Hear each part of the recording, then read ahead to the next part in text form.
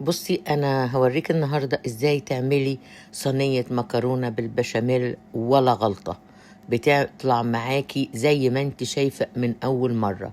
طبعا المكرونه البشاميل والجلاش دي من الحاجات الاساسيه اللي انت بتعمليها في العزومات او بتعمليها في العيد او بتحبي تعمليها دايما في البيت. المكرونه البشاميل حاجة سهلة جدا، بس هي عايزة ان ايدك تكون متظبطة في البشاميل. اهم حاجة فيها البشاميل. طبعا العصاج بتاع اللحمة كلنا عارفينه. شايفة شكلها جوسي جدا من جوه ولا غلطة. طعمها تحفة، ريحتها خطيرة.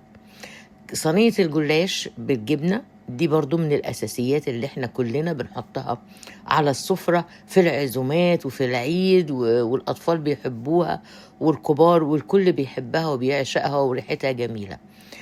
صينية الجلاش بالجبنة أنا عاملاها بالجبنة الفيتا. ريحتها حلوة جدا، مورقة جدا من جوه، كمان متقرمشة من بره، جوسي.